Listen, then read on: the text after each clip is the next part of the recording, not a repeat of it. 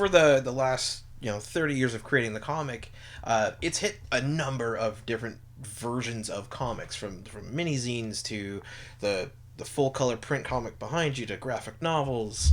The three I've got here, and just under here we've got another graphic novel there.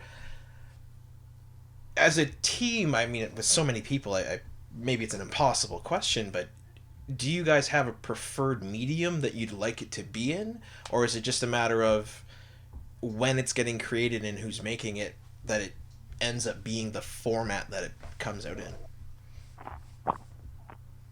Do you guys want to take that I question? don't know if I don't know if there's a preferred medium. I think um, we all feel a sense of immediacy that we have stories we want to tell and we want to get it out there as quickly as we can.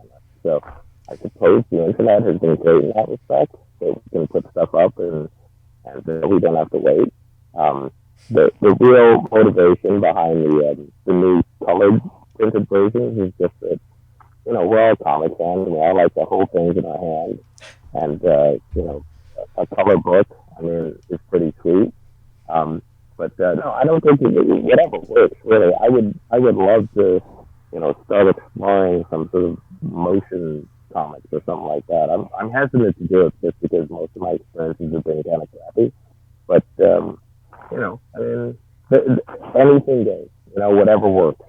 Sometimes a story works well online. Sometimes it should be printed because it's like you paid a lot of attention to it. It works Mm-hmm. better that way. But you know what? I mean, I wouldn't be averse to putting out a zine either. If there was somewhere to try to stop it, right?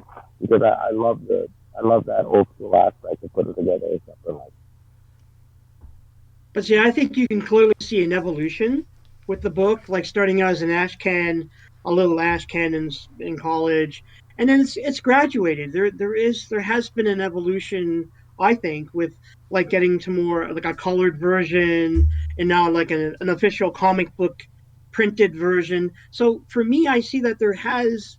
I mean, I've been working on Tom for 30 years, and I've come and I've gone and I've did my own thing and come back to it. But the one thing I will say from looking at it, it's an evolution. It's been evolving steadily since the early 90s until now. So we have a Patreon that's been started. Mm-hmm. Shatan and Paul worked on the So What book. And you can see now there's a plan in mind, and it's been an evolved plan. And that's what we're hoping to kind of push. At least I know Shatan wants to do that, is until he's unable to do it. Hey, See, we're doing this because, again, we love to do it. We love creating comics. Now, one thing what you mentioned about the evolution and colored printed comics, we could do anything we want these days because before we were limited on what we could do. Before it was mostly black and white because we couldn't afford full printed comics. And before trying to print a full color comic, that would have been thousands of dollars. Mm. And one thing great now is we have open source internet to put our book out there. Yeah. And now only problem is with printed books is there's not that many comic shops around anymore. yeah. Hmm. I'm curious then. So, again, with what I do, like I have an avid love of comics. I try and focus on Canadian and ideally like GTA or Toronto area comics. Um, so I like to go out and, pandemic allowing, check out all the stores that I can. Um, and having come up into comics when I have, I feel like Toronto has quite a bit of comic stores between Silver Snail, um, Beguiling, Sidekick, Thunderstruck Books, and a few. Now, given the size of Toronto, thankfully I've got a car. It's easy enough to get around them. Um, did you find in the '90s there were even more comic shops like that were all sort of existing at the same time? Not even Well, comic shops, yes, and also there's other alternatives where again bookstores, record shops, you could take around. Even clothing stores sold some of our comics for a while. Yeah, Used clothing I remember stores. the head shop from Young. Yeah. So and And that was the good part because you walked around, and when you walked into a store, you start talking to people, and then you end up saying, "Hey, do you want to carry my book?" And 90% of the time, they would say yes. Yeah. And Awesome. that's again, it's again, we're looking at the '90s where Yonge Street and Queen Street were really different, Yeah, it was and really hip. it was really artist friendly. Fair, yeah. Wow. So we've talked a lot about the '90s and as you mentioned, the evolution up to today with Tic Toc Tom. One thing I love to be able to ask this, and you guys are in a very unique situation because you have such a history in it. How has the characters in Tic Toc Tom and maybe the stories that are told changed over time, whether that be just from having different writers come on, from your own life experiences and things like that? How do you think how have they evolved? Well, Well, I well, think that I'll just jump in very quickly. From my perspective, the characters were born of youth. Really, I mean, we were all young, just in our first year or two of college, and I think that heavily influenced kind of the dark tone that we had initially. And I think that over time, it's kind of softened and become more nuanced. A lot of the work that Japan does and Tom, is more on the sort of lighter side. I don't want to say lighter like kind of fluff. I just mean it's not as like dark as the stuff that I kind of work on. I have a little girl now. She's about 3 years old, so that influences what I do as well. Um, and I mean, you're right when you pointed out that writers come and go, or artists come and go. But it doesn't mean that someone will jump in tomorrow and want to do a super dark version of TikTok Tom. That's totally fine. You know what I mean? Like there's no rule there. You know what I mean? So um, yes, age has uh, changed the way I tell stories. Personally. It's also a pocket universe. That's how I look at Tom. So it's in its own little universe. The characters stay in that little universe, and I don't know if it's like if you want to compare it to like the TV show Friends or like an alternative comic, but it's got a very alternative comic vibe, and it's always had that vibe from as far back I can remember. And the characters, they're very hip. They're young. They go to clubs. They go to hang out. It's a very alternative hip scene, and I think that's what I take away out of TikTok Tom, and that's never ever changed. That's the one thing that's changed. The characters may have different points of view over time. I mean, I know Paul's created Iggy like many years back, and then Shatan has Jack Shit, and these are all like good supporting side characters. But to me, if you want my honest opinion, it's a pocket universe. That's how much I would see TikTok to be like a pocket universe. Okay. and the evolution of characters, what we've worked on, like Paul said, as we grow older, we have different takes on the character. So, Oh, it's fun. I mean, we've enjoyed working on the characters, and now I think I know what each character is like. for sure, yeah. I mean, I would hope with so. Because oh, I was just going to say that you've been working on it so long. It's nice that you have a handle on it now.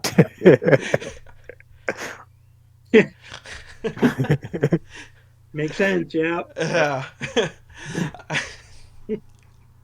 uh, it took a while. oh yeah, for sure, yeah. So if hypothetically you were to have started TikTok Tom now instead of 30 years ago, um, how, if anything, do you think it would be different? See, I that's an interesting question because the old way we had a different mindset of thinking of how to go about printing it, producing the comic, drawing it. Now you have the question of doing it, you know, old school style or digital, and now you have the internet where you could do full color web comics.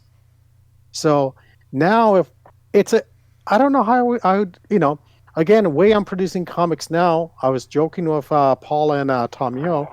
I want to do an old school mini comic where I don't use any digital tools at all. And but Yeah. nowadays we're open to, if I was to do if I was a 20-year-old doing this comic, I think I would be doing online web comics all the time. Yeah, that makes sense. Yeah. Yeah. And the thing Yeah. is, Yeah. Chatan offered me the next book. I'm doing the cover to it, and I told Chatan and I told Paul, like, strictly it's old school. I'm not doing any digital.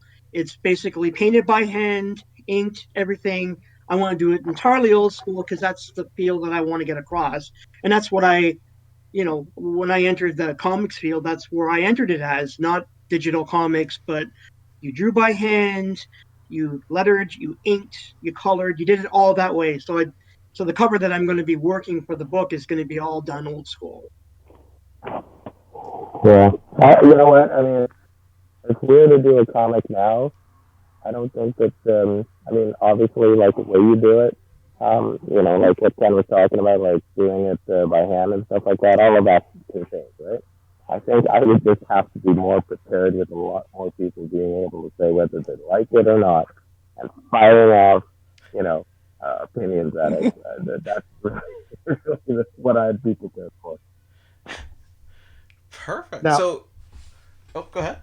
oh no, one thing I was going to say is, one thing about doing comics now is, before we used to go, let's say we'd hang around in front of the college or go to Young Street, go to, Queen Street. We'd meet people, we'd talk. Where if I was doing online comic, I don't know if we would have that collective, Mm. collective group to do the comics. Hmm. Conrad, let me tell you a quick story because Stan brought it up. Um, Sure. when we were in school, Much Music was down on Queen Street, right? And Yep. there was a VJ there. I won't say his name, but there was a VJ there, and he happened to be at a bar that we were at on King Street. Stan walked right up to him and asked him if he wanted to buy a copy of Tic Toc Tom. And he was, Stan was brazen, and I mean, that's how you got it done, right? Like, you got into people's faces. And he didn't buy it, and he complained about the $2 price tag. But that's how we did it back then, right? Yeah. Absolutely. Awesome. I mean, I think that speaks to collectively, Jaden, your gusto, I'll call it, but collectively as a group to have been able to meet each other, decide, you know what, yeah, let's do this, let's make a comic, let's have fun with it, and just kind of roll with it, and to have like the drive to print it and then bring it to shops, ask, hey, do you want to sell this, do you want to consign it, and actually get it out there, like that speaks to a lot of drive, and I think that's, frankly, it's amazing, like, especially from a standpoint where, like, coming up now, I see a lot of comic artists that just draw their web comic and put out their Patreon, and they work at it. Like, That's I don't mean to discredit them at all, because it's tremendous amount of works they do, but it feels, and maybe I'm just because I haven't done it myself, maybe I'm wrong, it feels a lot more passive, where they'll work on their art and their story and be able to go, here's the Patreon, if you pay $1 a month you get, you know this level of access, and so on and so forth. Whereas you guys had to go out there and shake hands and meet people and show them the product, where they could have very easily just sort of slammed a door in your face and been like, get out of here. So I think that's Yeah. kudos. I mean, we've learned a lot of lessons, I think, which is probably why we've been able to keep doing it a long time, because it was hard work at the beginning to kind of get a foothold and get off the ground. And once you kind of you went through that, then not that this stuff today isn't. It's hard, having to run multiple social media accounts and engaging people and stuff like that. That's all hard work too. But at least I think we were kind of prepared for it, you know, by Okay. by our past. yeah. Okay. Keep that in mind. No internet. So that's why we had to do what we did to get it out to people. You didn't have social media, you didn't have Twitter, you didn't have Facebook. You basically just we just friends. Let's get together and do it. So that's why it was organized. When we're saying collective spirit, it came across that way because what other way could you do it?